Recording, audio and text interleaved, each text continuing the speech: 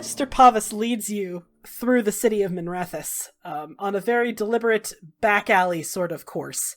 And it does not take long at all before he guides you. He uses magic and he actually bends a metal fence away.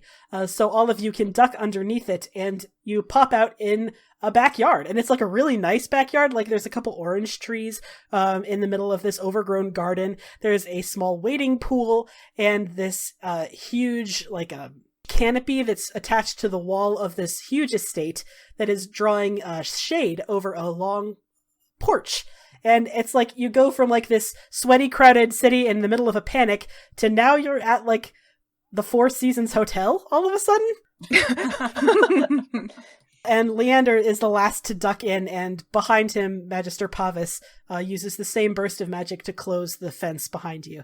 And he turns immediately to you, Sabre, and he grips the chains that are still binding your wrists, and fire sparks between his fingers, and it melts away.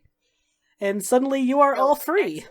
You've still got, like, the manacles, but they're no longer attached to anything. Okay. They're just, like, bracelets, fashion statements going on. Ugh. They're basically fashion statements, yes. Okay, great, yes. And he does the same for each of you, and he says, all right, so, you're safe here. I feel like I should open with that. You're all safe here. Welcome to the Pavus Estate, home for, among other things, recently freed slaves. You should probably come inside. It's gonna get pretty hairy out here. Leander says, yes, Magister Pavus, we should probably speak about what happened. And Magister Pavus says, yes. I know, Leander, thank you. I noticed it too. Everyone get inside. We can talk about it like civilized people over tea. Tea? Oh my god. Yes, I'm please. bewildered at this whole situation. I don't know if I've ever really had tea in like a sit-down environment. He ushers you inside, and the inside of the estate is just as decadent as the backyard is. It's all sandstone walls with really elaborate mosaics that are circling the walls and the ceiling. There are people that... So your knee-jerk instinct, Sabre, is when you see a bunch of elves in a very nice estate is to assume they're slaves. And probably also Cassandra and Elians, maybe, because, you know, they're socialized to think that too. But then there's also the thing where he just went through a whole lot of bullshit to free a large slave caravan, so maybe they're servants? Strange, but okay. But either way, he looks exhausted. He pulls off the travel cloak he was wearing and he says, there's a safe house in the basement that I can take you to there right now. Hang on. And he ushers you all downstairs, and Leander comes with you, and he has this really elaborate key setup that he uses. Like there's one key that he has in his belt and one that's tucked into the sole of his shoe, and he has to use both and turn them in like very specific ways to open like giant section of a bookshelf that swings away and reveals the door. Like it's all very, very elaborate. But eventually he leads you down into the cellar where there are probably 3 or 4 dozen people, mostly elves, that are all milling around, eating, talking to each other, in this large but comfortable sort of barrack-style bedroom. I'm definitely hesitant to, like, go into any doors. I think I, like, stop at the edge of it, and I'm like, just came from one cell, not particularly interested in going into another, no matter how pretty it looks. Leander turns around, his face completely blank. He says, this is no cell, this is just a holding area. Most of these slaves are bound out of here within a few days, as soon as they can find the means to get out. So we're free to leave at any time? Yes. It's a weird way to say that. None of you are prisoners. None of you will ever be slaves. I think he's looking more closely at Leander now, because he's creepy. And he is a little creepy. Like, have you ever seen a tranquil before? Would you ever have had occasion to see a tranquil? How common are they? It depends on where you are. They're pretty common if you've ever been to, like, a circle, but you've almost certainly never been to a circle. I think the answer is no, then. I think maybe I've heard of them, because I've been traveling around for 5 years. That's but true. Mm-hmm. I haven't really been, like, trying to get into society or anything like that. Like, it's been mostly, like, a rough and tumble, like, killing people lifestyle. Yeah. Here's what you know about Tranquil. They don't have emotions, and that's all you know. You don't know. Yeah. You don't know why or how or under what circumstances someone becomes tranquil, but they don't have emotions. And maybe they used to be mages, but you're not sure. Okay. I think I'm just suspicious because I'm suspicious of everybody, but aside from that, I'm just sort of like, I think I just sort of edge backwards into the room, but I do that thing where I refuse to sit with my back to the door. Yeah, no one seems particularly, like, Leander isn't capable of being offended, but Dorian doesn't seem offended in the least. it looks like there are a lot of other people who are kind of in that same boat. Like, some of the slaves are still kind of twitchy and jumping at shadows, you can tell as you pass. But everyone seems, like, hale and whole. Like, there's no one... There are some that are injured, but they look like they're on the mend rather than recently injured, you know what I mean? Is there anybody else who looks like me? Anybody Dalish? Or are they all just, like... There might be a couple, yeah. Dalish are less likely to be captured by slaver caravans just because there are fewer of them. Just like it's just a simple numbers game. And also, they're probably better at hiding. Yeah. It's homey. Like, the beds are nice. There are a couple tables set up. There's this big pot of food suspended over a magically burning fire that keeps it warm just the whole day long. And Dorian says, "Oh, I would absolutely kill for a cup of tea." And then Leander says, "Well, then you should make one for yourself, Magister Pavis." And then he just leaves. Dorian says, "Again, you are way too sassy to be tranquil." He says, "If you sit down, I can remove the shackles from your wrists." Elian plops into a seat. "Yes, please." He sits down across from you and pulls out his lock-picking kit, and he sets to unlocking you. And you all, it's like a big round table where you all can sit down, and like Leander can just get to you one by one. And Dorian says, I feel like I should probably ask your names, first of all. Hello, Dorian of House Parvis. I believe you know my name. Who are you? I just stare at everyone. Elian Bayard. Almost a bard. Almost a bard. Sounds like there's a story behind that. Yep. And then he just doesn't elaborate. Like, yeah, there sure is yeah, a he's story. like, there sure is, and Anyway. I'm not telling you. And after that silence, he's like, okay, what about you, Madame? He looks at you, Cassandra. And you've never been called Madame by anyone. You're not even 100% sure what it means. Right, and I'm just very confused by everything. Like, first of all, what is tea? Second of all, like, before he was talking about people falling from the sky, did I mistranslate that in my head? She's just, like, sort of looking at everybody, or I'm just looking at everyone, and I look at Dorian and just say, Cassandra. Cassandra, what a lovely name. I take it you're Talvishot, then. It kind of, like, hesitate and look around and then nod. He says, oh, don't worry, you're in good company. I happen myself to be, well, never mind. I suppose we can get into that later. He says, and what about you, the surly one who won't stop glaring at me? I look around exaggeratedly, like, who are you talking about? Because I may be surly, but I do have a sense of humor. I think after I do that, I give a shrug and I go, you can call me Sabre. We can call you that? Is that your name, or is... You can call me Sabre. Okay. Well, bunch of winners this round, huh? Leander finishes unshackling you, Elian. Oh, thank God. And then he moves on to you, Cassandra, and he says, I am not sure if I have the necessary skill to remove that collar from your neck, although I believe that Magister Pavis may have some ideas. I look at him and, like, sort of light up a little bit and then turn to Dorian. Dorian says, yes. Well, I've seen a nullifying collar. Long story short, spent a little time in Saharan. Don't recommend it. But I think I will be able to break the enchantment, yes. Actually, I'll probably have to get my Varys to do it. She's always better at that than I am. And Leander immediately says, yes, you are very bad at spirit magic.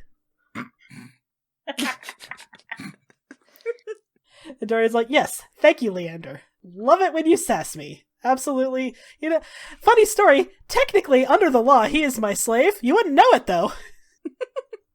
Yeah, I sort of look at him, like, in shock, like, first you say that we're free, and then you use the word slave, so she's like, what? He sees your look of confusion, and he says, it's a point of convenience for all parties involved. Me legally being the slave of Magister Pavis allows me to go places I would not normally be able to go. He says, perhaps I should explain myself a little bit better. We are two of the members of the Lucerni. In addition to organizing underground slave revolts, we are also working to reform, redeem, and restore Tevinter. And Dorian claps his hands together. And so eloquently stated. Love that passion. And Leander says, I am incapable of passion. He says, yes, I know that was the joke. Thank you, Leander. Yeah, Elian's just kind of like, how is it possible to not have emotions? This is fascinating and horrifying all at once. Oh yeah, Cassandra definitely has to say, like, to Leander, once he's done, she's gonna, like, thank him. He says, "It is no trouble." And then he turns to Sabre, emotionlessly. "If I could have your wrists." I give him my wrists, but suspiciously. He immediately sets to picking the locks. And Dorian says, so, like I said, and as Leander affirmed, you're not prisoners here. You're free to go at any time. Although, I think we should figure out what that whole thing was. Yeah, I don't do magic. I don't know what the hell that was all about. Like, that's just very strange. Yes, it was very unusual. I've never seen anything quite like it, in fact. You haven't by any chance been in contact with, I don't know, wayward spirits, perhaps, or, I don't know, demons? Had any truck with demons? No. Yeah, Cassandra, like, whips around, like, I whip around and look at both of you, like, are you guys demons? You're kind of short for demons, but okay. I'm just looking around suspiciously at all of you. I'm like, I don't know what that was, but that weird thing where it destroyed all the slavers. I mean, don't get me wrong, I'm grateful, but it was this is why I don't deal with magic. Without missing a beat, Leander says, as a non-mage, you would hardly have any choice. And again, like, you think he made a joke? Yeah, like, that was definitely a joke, but his delivery was so flat, it took you a minute to realize it. I looked down very surprised at him, and I'm just like, you can just tell I don't know what to say back to that. He, finally gets off your shackles, and then he says, I suppose I'll have to do the ones on your feet as well. And he, like, ducks down, and he sits down on the floor in front of you and starts getting at those. And Dorian says, so haven't had any strange magical mishaps? What about you, mage? You haven't done anything unusual lately?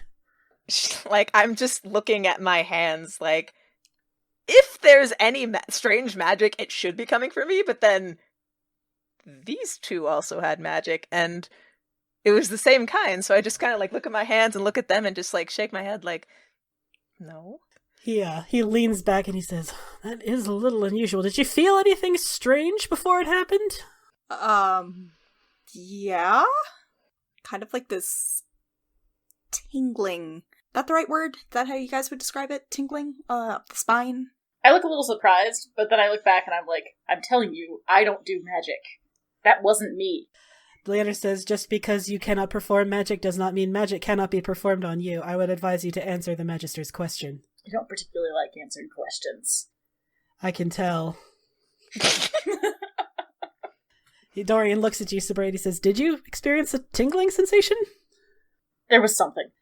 He sort of taps. He has this very elegantly styled mustache that he's curling on one side. He says, that could be any number of things. The first of it did occur right after the blast, as I recall. Mm-hmm. Leander says, if I recall correctly, the Magister whose estate we destroyed was known for collecting rare magical items. Perhaps we could find some clue in the wreckage. Dorian says, I really don't want to go trekking through that lout's house. He turns back to the rest of you and he says, long story short, the home that we destroyed was the estate of a powerful and dedicated slaver of the Tevinter Imperium. Also had quite a bit of a pull in the magisterium. Very powerful and influential figure. He's dead now. We made sure he was home when the bomb went off. Or at least he better be dead. I look up and I'm like, I thought you didn't kill people. Well, we make exceptions. Leander says, I insist on killing at least one Magister slaver a month. It's in our agreement. Again, a joke. Delivered so flatly that it's kind of difficult to believe. Dorian says, yes, that was a joke. He does that sometimes. We'll explain his situation later. I think I'm just, like, staring around. Like, I feel like I'm, like, in, like, a clown show and no one told me. You know what I mean? I think, because, in all fairness, like, it's been 5 years since he's been around. Like, a real, like, family and crew and things like that. Like, he really was very standoffish with the rest of his, merc group, so... Yeah, I mean, that's fair. It's weird. He doesn't know what's going on. Dorian, takes the opportunity to say, I do want to impress upon you that I was being completely serious when I said, you are not bound here. You're not slaves. You can leave at any time.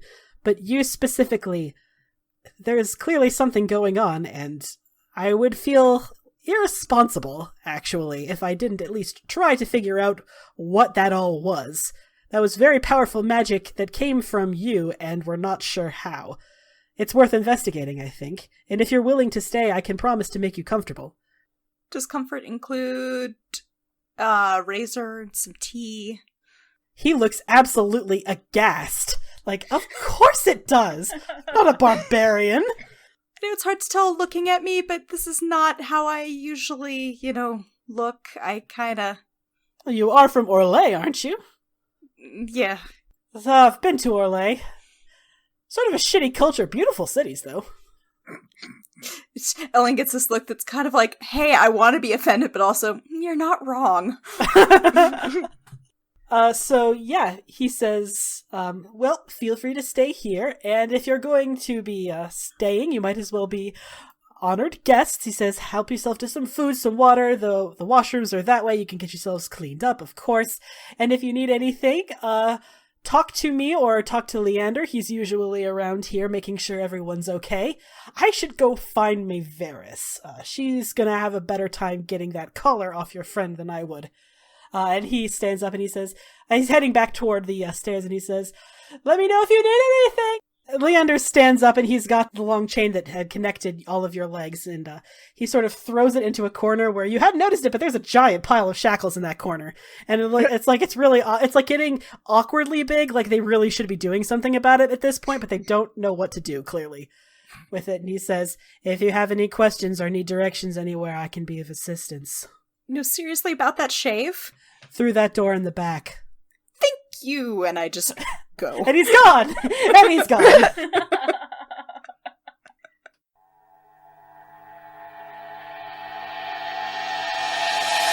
So the washroom is it's also like a barrack style, so there's like several wash basins set up along one wall, but it's nice, like it's about as comfortable as it could get being in the basement. It's cool down here, and there is a very nice tiled floor, and there are a couple of other people, again, mostly elves. There is another one who is at one of the wash basins examining his face in the mirror. He's got a very nasty, probably like 4 or 5 day old scar over one of his eyes that he's dabbing at with a cloth. I think as soon as he gets in there and he realizes, like, mostly elves, he's kind of like, freeze. Okay, what's more important? Grooming, obviously. Grooming is more important. Yeah, I think he does just kind of, like, brain reboot. Okay, we can do this. Once we look less like a mountain man, we'll be good. And as you approach the mirror with the wash basin, the elf sees you approach, and he nods to, like, the counter, and he says, drawers underneath there, if you need anything. Thank you. He just nods, and he goes back to cleaning his the scar over his eye. He doesn't seem particularly chatty, although apparently he was recently captured by slavers, so you can't really blame him. So I guess Elian rummages for stuff, and yeah, you find a straight razor pretty easily. Some cream, and some fucking soap. Thank God, you find soap. Soap is the best. Yeah, it's not perfumed soap. It's just the regular lye soap. But like, you're desperate enough, you'll take anything. The elf is watching you do this, kind of like seeing like the nervous tick, and he says, "Let me guess, fresh off the wagon?" Very. He probably told you, but you are free to leave whenever you need to, right? You know that? Yeah, no, of course. He nods again. Sometimes it's hard for the others to internalize it. How long have you been here? He says, a couple days. I'm waiting for a contact of mine. They live in Denerim. I sent a runner out a couple days ago. It'll be a while before I hear back. I've got family there, so hopefully...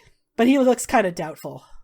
Yeah, mention of family just kind of makes Elian feel a little guilty, because he didn't really have time to stop in and see if his folks are okay. He's also a little worried about drawing attention to them by stopping in. And as if on cue, he says, what about you? You got family anywhere? They have a system, where you can send letters to your loved ones. I'm not sure that's a great idea. But, I mean, yeah, I've got family. They're in a small border town. You sound Orlesian. Yes. Yeah, I've been to Orlais. Kind of sucks there, huh? I mean, I enjoyed it. Yeah, I bet you did. He says, like, nodding at your ears. Like, yeah, you probably liked it just fine. I'm gonna just... And he just, in the middle of the sentence, just drops off and turns back to shaving. Like, I don't know how to get out of that.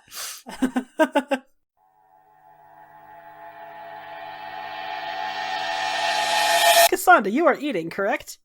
Yes, that's the first thing I did was, like, sit down, eat. You took it back to the same table you were at before?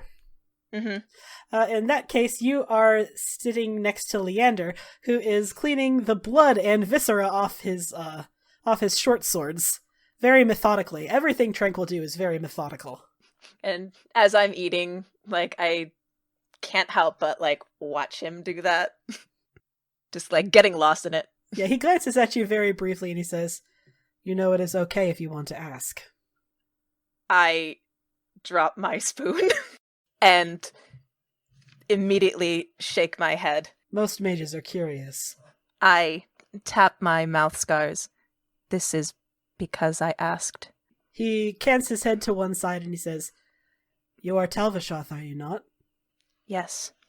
You are no longer bound by the Qun. It no longer holds power over you.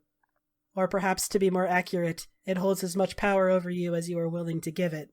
I sort of take a moment to, like, absorb that. Like, oh, I'd never thought about it like that.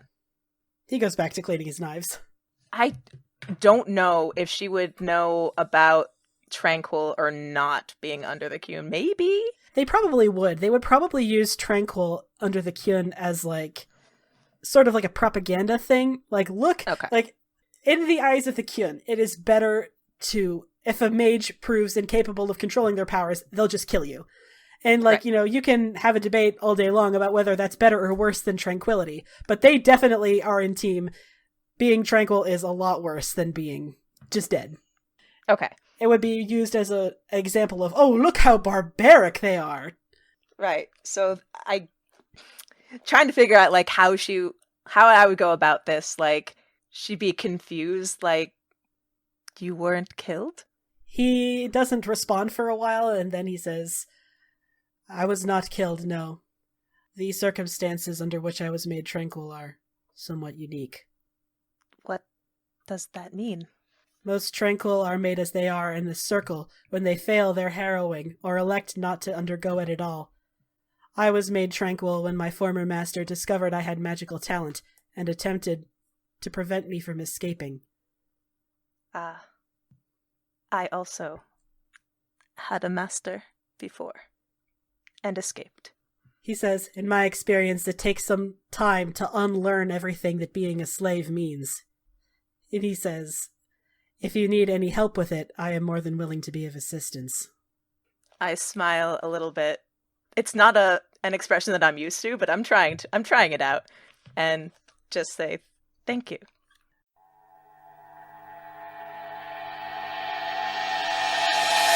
Sabre, you walk around the perimeter. Do you actually talk to anyone, or are you just stalking around like a creeper?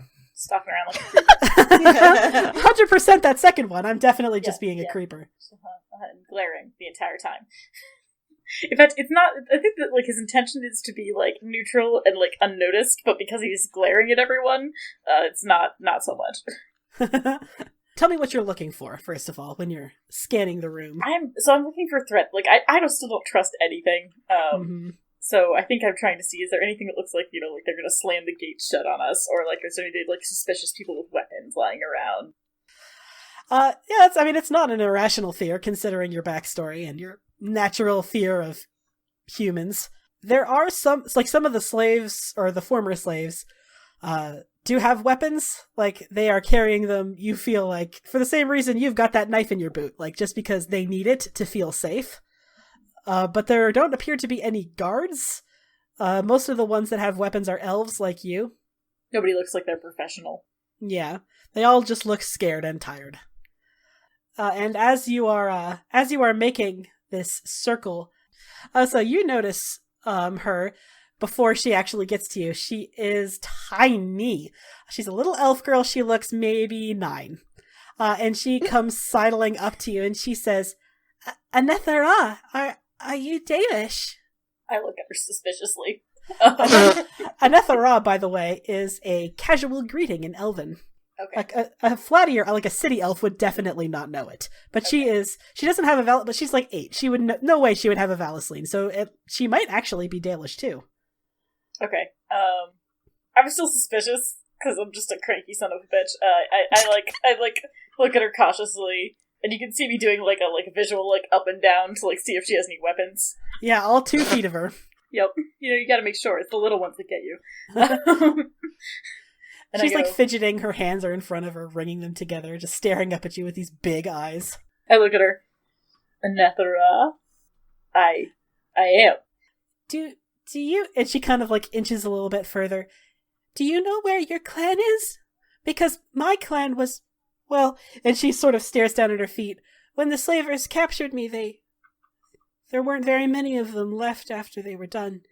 And I need a new clan, so if you know where yours is, maybe I could go with you when you leave. Oh god, this just like hurts so badly. Oh no! I take a step back, kind of just like out of like shock more than anything else, because no one's asked me that in years. And then I step in closer and I kneel down and I go, "No, Dylan, my clan is gone." Her face falls and she's like, "Oh, okay." Are we talking in Elvish right now? You can be, yeah. I mean, okay. I don't really, because I think I'm very like selfishly guarded. Like I don't want other people to know about this. They don't have to. You know what I mean? Like you could like she approached you speaking trade tongue just in case you weren't Dalish, which low odds since you've got the Valisline, but you know, still just in case. Yeah, I think whenever I said that, I switched to Elvish. Because I don't want everyone at least to know what I know. A lot of people hear Elvish, so they'll know, but still. City elves would not speak Elven. Definitely not. Elven is actually most of like written Elven is like lost entirely, because long story short, like the elves were like conquered and enslaved twice, and huge swaths of Elven culture is gone now. I think he like tilts her puts a hand on her shoulder, and he goes, "What was your clan's name?" Clan Abran. Do I know that at all? Actually, probably, yeah. So every couple of years, there's this big event called the Hellathen. It's a huge gathering of all the Dalish clans, and they come together to share knowledge and wisdom. Particularly, they want to share stories, like ancient stories that they've passed down through the ages, and also any archaeological finds, because Thedas is stupid with elven ruins. They're just everywhere. Like you can't spit without hitting an elven ruin somewhere. And they are mostly ransacked through because they're thousands and thousands of years old, but sometimes they get lucky and they find ancient elven artifacts and they want to share that with the other clans. But yeah, you would have heard of her clan because they came to the Hellathen every couple of years. But they're like, and we're like nomads, right? Like the Dalish are nomads. Like it's not like a thing where I would know where to find them, and there's not really even a way to find them unless you're like with them. Yeah, definitely not. Big event. You do know that the next Hellathen should theoretically be coming up probably at the end of the year in Halam Sharal. I look down at this small, presumably very adorable child. Very, very adorable. So unbelievably adorable. I really don't like this, Tessa. Why do you do this to me? You realize the next play was going to be trying to leave, and now I can't. Sucks to be you! I look her in the eye and I go, There's a, you know, the Hellathen. It's coming up. Her eyes widen. The Hellathen? Where is it being held? In Halam Sharal. Halam Sharal, there's a lot of humans in Halam Sharal, but I guess I could go at the end of the year, you said? Yes. She, kind of wrings her hands together. She says, okay. Yeah, okay. I could maybe go to Halam Sharal. I'm sure if I ask Magister Pavis, maybe he could arrange a trip. Maybe he could. Do you think he would? Like, and you don't fucking know. You just met him, but... Yeah. I look back down at her and I'm like, why don't we talk to him together? I'm sure something can be worked out. Okay, yeah! And suddenly it looks like she's got the first spring of hope that she's had in a long time. And it's very adorable. Oh, Jesus. Oh. And as she grabs your wrist because, you know, you're the adult and like she's gonna follow your lead. He says, "What's your clan's name?" And she's like waddling off with you. God damn it. You have adopted a child. Congratulations, you've got a daughter now. So this is not what I wanted. I didn't want a child. Sounds like a personal problem. I don't know what it's... Right. I look back and I go, my clan's name was Sabre, little one. Sabre, I think I've heard of yours. Isn't that... And she tugs your sleeves like, isn't that the clan where the hero came from? You have no idea what she's talking about. Yeah, I look bewildered at her. The hero? Hero of Hellathen. They say he came from Clan Sabray. I'm not sure. Oh, okay. Maybe? It's been a long time since I was with other Dalish. Which is why it's so important to get you back to your people. Yeah. Oh, I hope I get taken into another clan. I can't wait to see a keeper and a Haran and a Hala. And she's like starts talking your ear off about it again. God. I think, and it's making me very nostalgic. Like, I think you see, like, it outwards, like, he looks kind of irritated, but, like, he's also, like, secretly on the really inside, pleased. he's melting chocolate like a big old baby. And it's nice to, like, hear, like, somebody, like, talk about the things he grew up with and is familiar again, and... So he's, like, softening as he, like, walks. His, like, scowl is, like, slowly, like, melting away. Oh. And I'm gonna go ahead and say, yes, you talked to Dorian about the adorable little Dalish girl. And you got him to say, of course, it's like, can you arrange passage for, like, this tiny child to Halam Sharal at the end of the year? And he says, who the fuck are you talking about? And then he looks at her like, yes, I'll do anything you want. I will literally jump off a bridge for this small elven child. I will do anything she wants for me. It doesn't take a lot of convincing. He's a big softie, apparently. That's fair.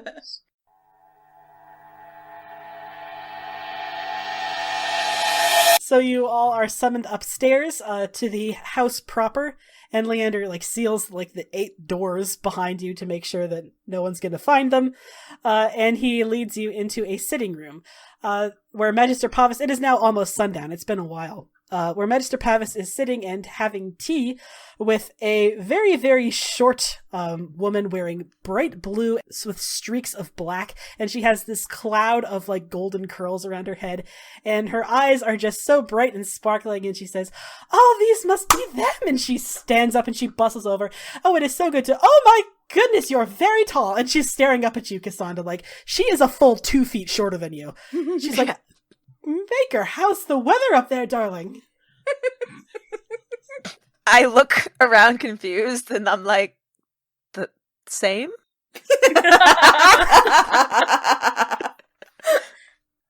Elian just bursts out laughing. Leander actually cracks a smile, like half a smile. It's really more like a quarter smile. Hey, it's whatever. a smile for a tranquil. She says, okay, so they're good at jokes. Excellent. She looks back at Dorian. Why don't you have her sit down? Because I definitely cannot. Why don't you sit down? She grabs you by like your forearms and like steers you over to the chair. I'm like, okay, just lets myself be led and then like plops down in a chair. Dorian starts to serve all of you tea. Oh, yes, thank you. And like he always makes a point, like you get the feeling like it's an ongoing joke. He's like, well, if only I had a slave who could serve me tea. And Leander's like, yeah, if only you did. And then he just sits down, and Dorian ends up serving the tea. And Mayveris ends up circling you on the chair, just looking at this collar. She says, you know, I've never actually seen one of these up close. Is it painful? I can only imagine. It's made to suppress your magic to some extent. Ugh, it must be awful. I sort of nod and then tap my lips. Not as painful as these. Oh, and she like claps a hand over her chest. She's like, I can only imagine. It is abominable what they do to mages under the Kyun. Just stay here. I'll try to dispel it for you. And she spends a while. Her hands are glowing blue as she pulls at like the one clasp at a time that's holding the collar shut. And Dorian says, as she's working, so I was thinking. Oh, by the way, this is Mayveris Tilani. Mayveris, this is, Makers. Cassandra, right, Cassandra? I nod. Yeah, yes. Cassandra, and this one was Elian, yeah. Elian, and this is the surly one, who can only say Sabray, and I don't think that's his real name, but he won't tell me what his real name is, so I guess we'll never know. I nod my head. And Mayveris is like, charmed to meet you. I'd shake your hands, but I'm a little bit busy. Give me just a moment. And Dorian returns his attention to all of you, and he says, so I was thinking... now that things have calmed down at least a little, once night falls, I think we should go back to the scene of the explosion. I definitely look a little startled. Yeah, I don't like that idea. Well, I don't particularly like it either. You know, they always say they return to the scene of the crime, but in this case we really do need to return to the scene of the crime because we have no way of knowing what exactly has happened to you, and the only clue we might find is whatever's in that house, or what's left in that house. If it's the only way. Yes. Stop that magic happening again, I'm in. And then from behind you, Cassandra Mithera says, "Ah, got it!" And then there's this loud crack. And rather than, like, pulling it over your head, like loosening it enough to push it over your head, it falls apart in 2 chunks, and like one half hits your knee kind of painfully, and then they both clatter onto the floor. And for the first time since you were 8 years old, Cassandra, that collar is gone. Immediately, like, my hand goes up to my neck to feel it. Like, this is a completely brand new sensation for me. Mayvera sort of floats around in front of you, and she, like, puts her hand very daintily on your shoulder. She says, "You feeling all right, my dear?" I'm fine, thank you. She smiles dazzlingly, and she really is she's like sunshine concentrated into, like, one tiny little person. I'm looking at her like I'm looking at the sun, like, wow, okay. And Dorian in the back, who's like spiking his tea with like Antivan wine or something, he's like, "Don't look at her like that, she'll get a complex." And he like downs it. Then I look at Dorian like what? Mayveris like, "Oh, it's much too late, I already have a complex." And she stands up and like brushes her robes off, and she says, "So we'll wait for nightfall, and then we'll go and investigate the ruins." He was, in addition to being a slave-owning bastard, quite an eclectic purveyor of goods. What was his name, Dorian? He says, Cerastes was his name, Magister Cerastes. He had a number of rare goods from all sorts of places. Kunari, Elven, Avar. So hopefully there'll be some clue that can lead us to it. Although if we don't, I suppose we'll have to get creative. She puts her hands on her hips and like surveys you, and she says, "No, is it just me, or do they seem to be..." And she, like, falls off a minute, and she's looking at the 3 of you, and she's, like, this look of worry passes over her face, and she, like, tugs at her lip with her fingers, and she's like, "You know, perhaps it's nothing. I'm sure it's nothing. You're probably fine. Let's go out then, shall we? Yes?" Well, if we're gonna make this raid, we're gonna need some weapons. Oh, of course, I completely forgot. She, like, bustles over to another, like, she goes over to, like, another bookcase and pulls, like, how many fucking secret bookcases are there in this house? But she uses the grip on the book and she pushes it aside, and behind this particular bookcase is an enormous set of weapons, where the plot contrivances happened. Y'all get your starting gear. Yay! I want to make the point that, like, I immediately shoulder everybody aside, like, for, like I'm in there first. Like, no questions. I was like, obviously I need to be here, and I pick up, like, all of my shit immediately. What kind of armor do you guys go with? And weapons as well. Technically, your starting gear is not yours yet. This is, like, it's all Tavine style. But what kind of things do you gravitate toward? Like, obviously, Cassandra, you need a staff. Yeah, exactly. I was like, just looking around like, okay, sword, don't need any of that. Although technically, as a Cerebus, you've never used a staff. Staff, exactly. You've seen, when you were fighting in Sahara, and you've seen mages who use staffs, and it seems cool. Like, you kind of want one of them. You're like, okay, that seems like a thing that other people use, sure. So I really want a spear, but I don't know if there's going to be one. Oh, totally. Yeah, there's definitely. It's a plot contrivance. You can take all the starting gear you need. But yeah, it's not like the style you're used to. Like, being Dalish, you'd be used to like a wooden haft, probably, and a simple metal tip. But these ones are all flashy. And like, it's Tevinter, so it's probably carved with a dragon somewhere, because that's all they know how to decorate with. But, like, in very short order, this very, like, tiny, like, elf has a spear, a short sword, a long bow, and a whole bunch of armor, and is, like, suddenly looking a lot more intimidating. So Elian gravitates toward a rapier and some, like, throwing knives and a dagger. It's the bardic training in him. He's just used to, like, close combat weapons, but also, like, a little bit of style. I think as you take that, I'm gonna look at you and be like, do you even know how to use that? I just kind of give you a look. I don't really dignify that with a response. So as you are all picking out your weapons, and I assume putting on the armor, a dwarf enters, which is not something you expected. He is about 5 feet tall, which is pretty tall for a dwarf. And he's got this rich red auburn hair. His beard is done into an elaborate braid, and he's got a top knot kind of style hair. And he's wearing heavy, or not heavy, it's actually technically light plate armor. And he's got a shield over his back and a battle axe on one hip, and he says, "So, Magister Pavis, am I coming with you this time?" And Magister Pavis says, "Oh, you're never going to let me live that down." Leander says, "Your exact words, as I recall them." Dorian's like, "Yes, Leander, I know. What's the worst that could happen? We don't need to take Talgin." Dorian says, "Yes, okay, we should have taken Talgin. Is that what you wanted me to say? Fussy little elf.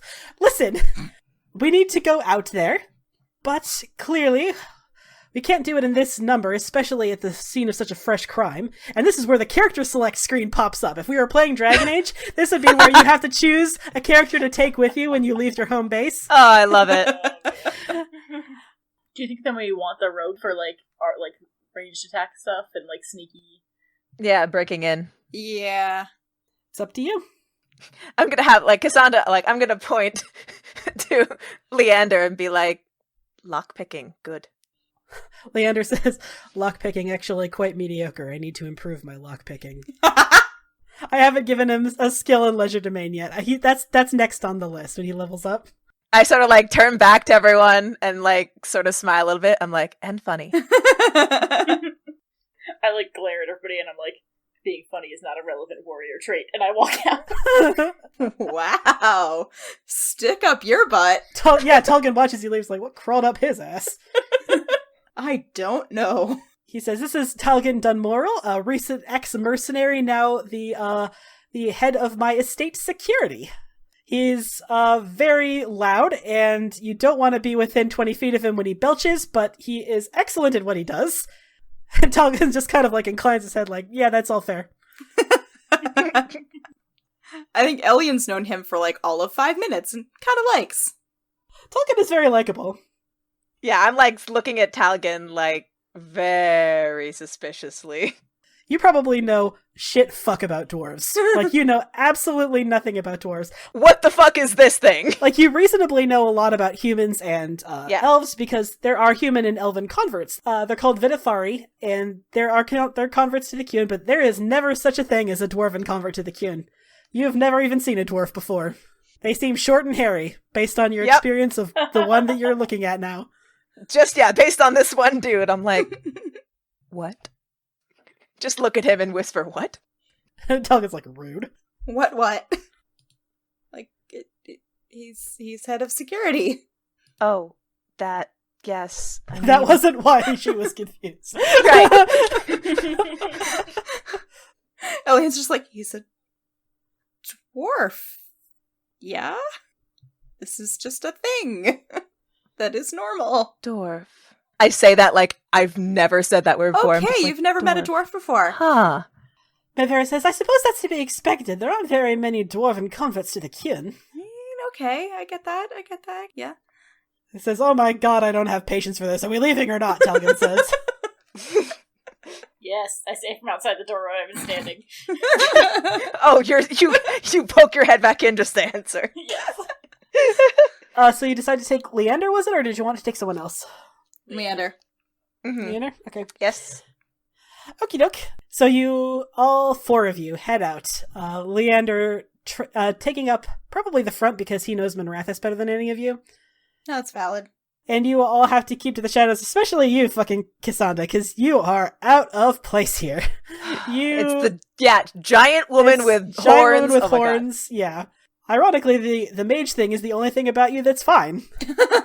Ironically, yep. But yeah, Leander takes up the front as he guides you out through Minrathis. Anything you're talking about on the way back? It is now very, very dark, and the streets are very quiet. No, I think I'm set. I think I'm too much of I'm too nervous being a city. I'm treating it as a hunt. Right. I think it's I'm treating it I'm hunting for boar. I'm just very, very focused and kind of twitchy. Every time there's a noise, I jump a little bit. Cassandra taps you on your shoulder. I jump very high. And I go, what? I try to stifle a laugh because that's the exact reaction that I wanted. I glare at you, and then I like step further away from you, like deliberately. I like you. And then I just like shrug and I'm like, angry? Uh-huh. Very. We should figure out why. Leander looks back at you and he says, the Cassandra plant is native to Saharon, is it not? Or I look at him like in surprise and I'm like, yes. I understand that most Talvashoth choose their own names. Is there a particular reason you chose this one? And, like, nobody's ever asked me about my name, so like, I'm like, yeah, I'm ready to talk about this. I don't know if you can see me, but like I nod like enthusiastically in the dark and I'm like, yes, the plant, it helped me escape. It ate Aravad's arm for me. It what now? Leander clarifies the Cassandra plant is carnivorous. Oh, okay. And eating somebody was a good thing? If it ate the arm of her Arvarad, yes, a very good thing. I like turn to Elia and nod. I'm like, yes, it helped me escape. Okay. Very good thing. Okay. Like, I'll take your word for it. Okay. It's like, it ate this guy. It was so fucking cool. You're like, okay. But just his arm. Don't worry. The rest of him is fine.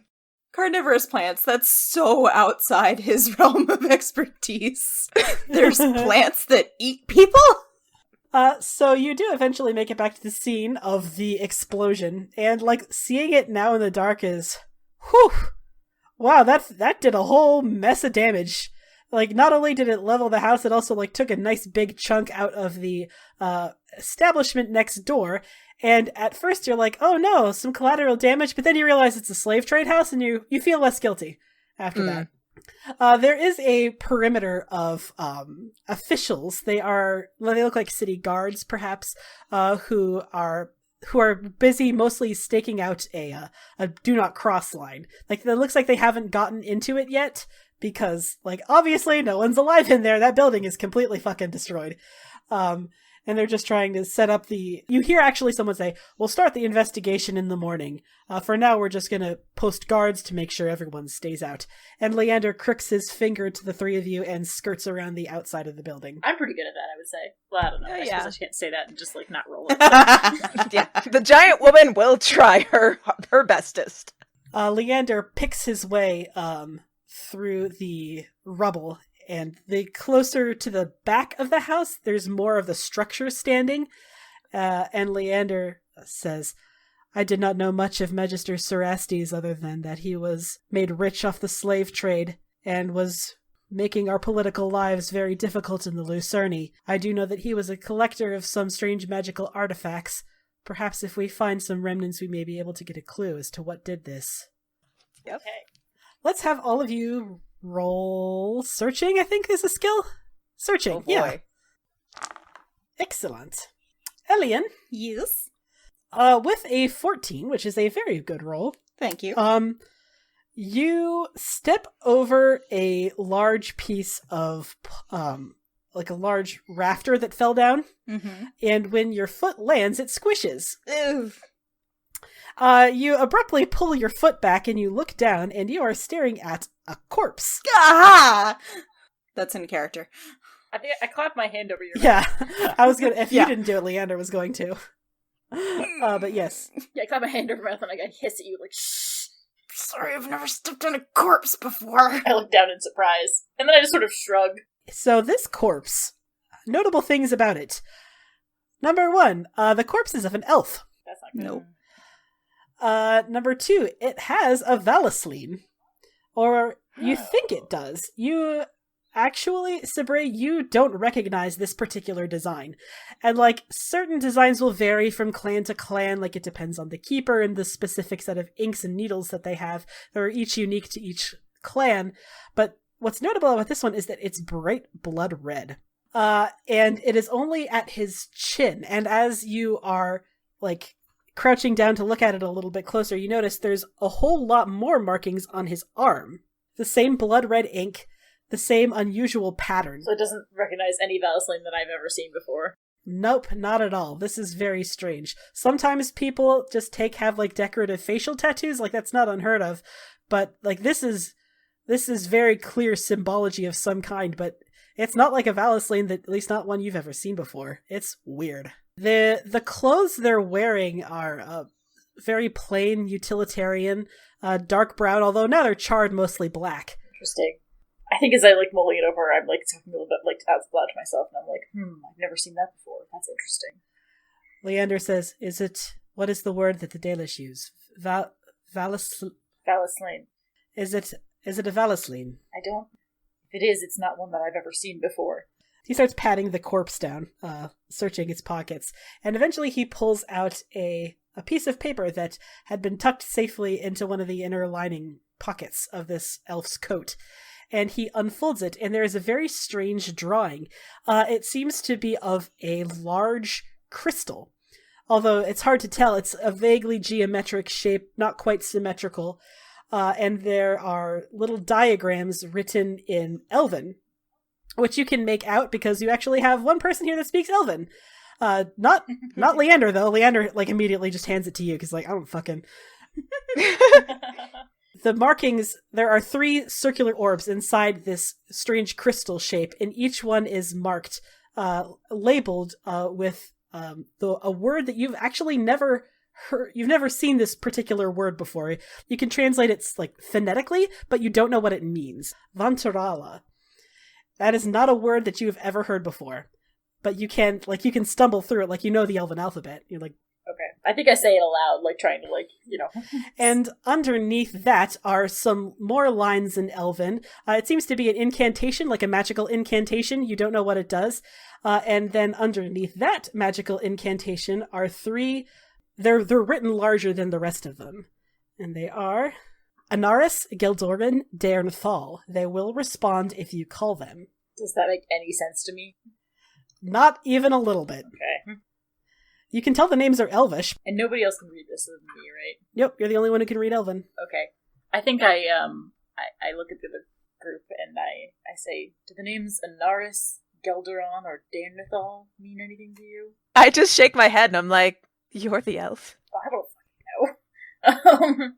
Okay. I pocket it, and I think I'd like do another pass over the body. I'm sure there's nothing on there, but I'm just, like, trying to be, like I'm looking for other additional markings or anything I might, like, get else off of this person. Actually, there is a very distinct necklace that you pull off it. You're not sure what you're looking at for a while. It's on a plain twine band, and it has... The pendant is the shape of half of a wolf's jaw. Like, it's like it's split in half down the center. You can see the teeth along the right side, you think it is. Okay, but I'm gonna keep it because it could be useful. It could be. Yeah, Leander stands up and he says, we should take what we can back to Magister Pavis. He may know. More than we do, perhaps. Is there anything else in the wreckage? Yeah, like there's the destroyed shards and fragments of magical items. It's like broken crystals, like shattered orbs, all sorts of... You don't know fucking dick diddly about magic, so... Whatever they were... You're right. Whatever they were... I shouldn't be doing this. They ain't no more. I, like, go around poking shards of things with a stick. With my spear. Leander says I would advise against that. If there are shards of stuff around, like, Cassandra's gonna want to make sure that there's nothing that actively magic that's gonna attack us if we get too close. Nope, it looks like clearly, like the room where you found this corpse, it used to be like a storeroom with a whole bunch of very expensive and fancy and obscure magical items, but now they are all in splinters. Okay. You do find, like, after you're sweeping the room, you do find a crystal that looks rather like the one that Sabre showed you in the drawing. It's in, like, 3 pieces now, but you have it. Okay, that is something that, yes, I will definitely take. And as you are all discussing, oh yeah, that looks like the thing on the... You hear from the background, is someone in there? Did you hear something? Shit. I dropped to the ground immediately. Leander ducks as well. He says, we should not linger here. Hey friends, Tessa here. If you're desperate to hear the next episode, chances are good that you can by joining our Discord server. We post links to all episodes in pre-release, and you can even chat with us and listen live as we record. Join us by going to bit.ly/CFCDiscord.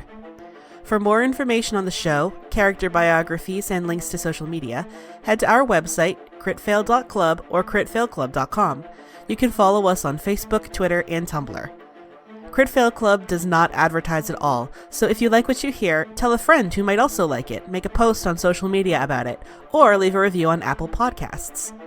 Full episodes are available on our YouTube channel, bit.ly/CFC channel, or wherever you get your podcasts.